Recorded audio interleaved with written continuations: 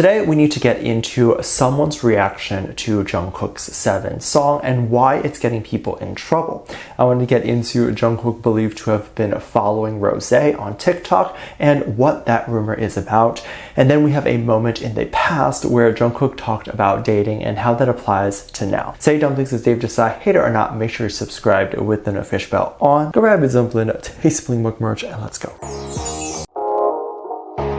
We need to talk about what Jung Kook said to Esquire magazine. Esquire in the past asked about dating, and this has become a new topic of conversation as many people have been wondering if Jung Kook has been dating recently, especially since his newest song talks about more adult activities. People like to take moments from old interviews and connect them to what is going on now. This of course would give you a reference as to what the boys might be thinking about certain topics. So what happened and what exactly was asked? Esquire magazine asked about dating and asked if there was a time, asked if all the BTS boys are even allowed, and just a lot of stuff. Now, dating is a very touchy subject among K-pop idols, and so the fact that this question was asked and was answered and the answer was published is very cool. If you are unaware of how this process even works, the questions are sifted through a publicist before the day of the interview if it's one that's supposed to be on camera or with the reporter present. And oftentimes at that point during the pre-interview,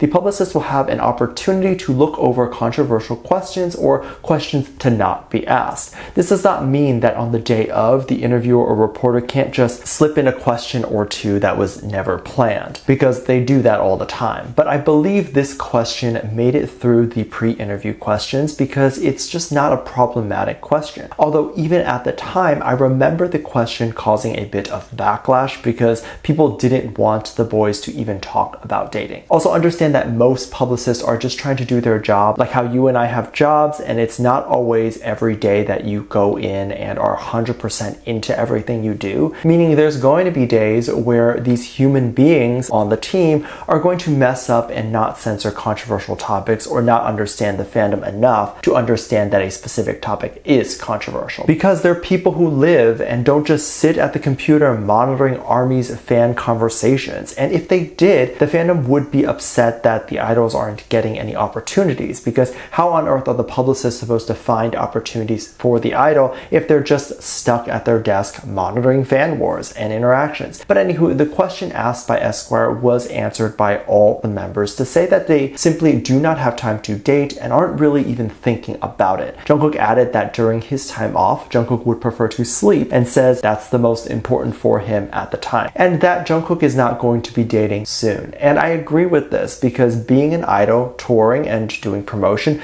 takes a lot of time, and for many years the boys never took time off. So the moment they finished one album and toured, they were on to the next. So I do think Jung Kook might not have time to date. But I don't always love this way of proving a point because yeah, obviously Jung Kook doesn't have time now, but referencing an old interview from 2020 just doesn't make any sense to apply that to what's going on now. Everything in entertainment, including the artists' lives, I'm talking an idol will do 15 things before 2 p.m. and it will literally feel like a week has gone by due to the amount of stuff being done. So because things move this fast, so does the person's mindset, so does the person's goals in life, etc. So imagine how fast things have moved in just 3 years. The person you hear from in 2020 is not the same person in 2023.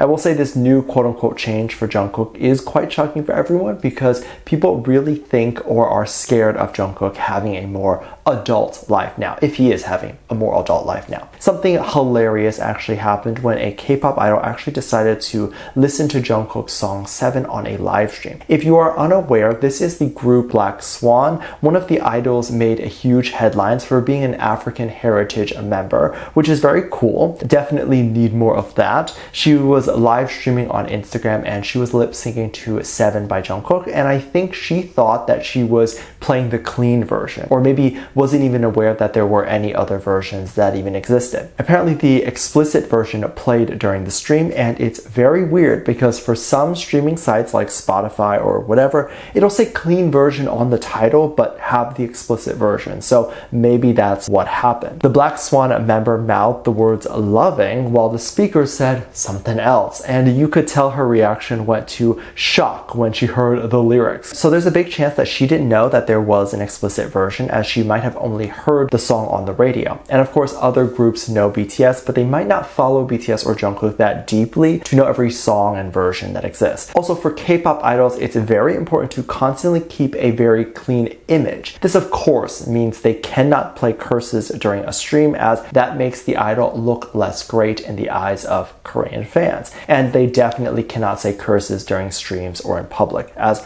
all of this is considered indecent. Even though I'm sure all of the fans watching curse, but people thought this was hilarious, even though Jungkook lyrics might have gotten her in trouble. Because her reaction to when she heard the lyrics was the same reaction that ARMY's had when they first heard the song. And I think this is so true. When I first heard it, I was taken back, not because this was an action that cannot be done or that Jungkook is so innocent, how could he, but just the fact that he chose to say those words at being an idol. So being an idol is almost the same as being a Disney star, and I think when we hear a Disney star curse, it's very shocking to us as we don't expect it. And also I think K-pop has become synonymous with kids or younger age music, whereas now we have a song by a K-pop idol that is not even catered to Koreans and not catered to American kids, but to adults. And I think for the longest time, artists were trying their hardest to appeal to kids because younger kids have more time to sit there and stream and also get their parents' credit card. But I think labels are realizing that parents are saying no because they don't understand the obsession. So labels started to cater to the adults who have more money, and the adults started to realize, oh, this is cool, I want to support. Also, there's 100% less drama that happens when the artist starts to appeal to adults, because a lot of the adults work, so they listen to the artist very casually. They'll buy the album or whatever, but they won't sit there and watch the interviews or read the artist's tweets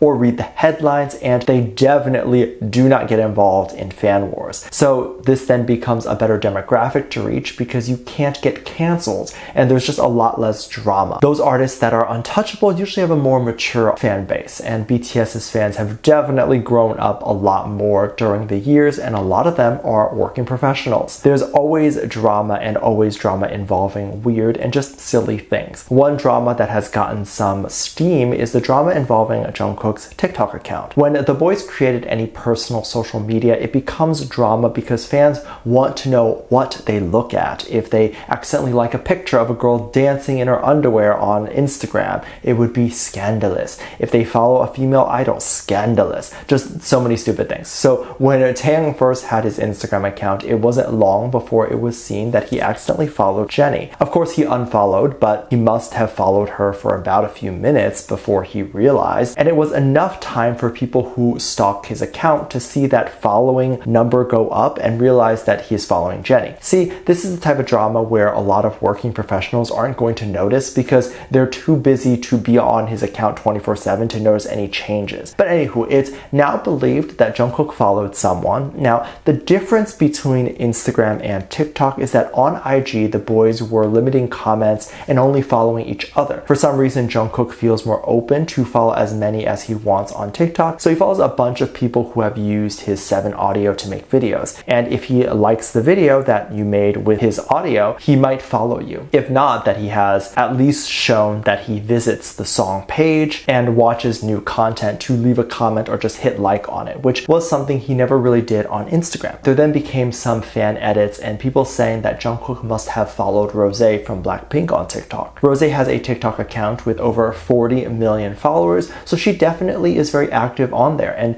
people think that Jungkook must have been stalking her account. There's rumors that Jungkook literally followed her for 3 minutes and then unfollowed, and they provided screenshots to show this. The only thing is the screenshots are likely edited because no one else caught this. The reason I think this was even edited and a thing that existed was because there's this subculture part of the fandom that likes to ship Jungkook and Rosé together, even though the two have never interacted, to say that the two are dating. And so I believe they thought this would be a good edit or opportunity to say that Jungkook actually really likes her and was stalking her. And honestly, I hope he one day follows all of the Blackpink members just to show everyone that there's no beef and that the two groups like each other. Let me know what you think. Make sure sure to check out my Patreon for more videos, link down below. Thanks for this lovely comment right here.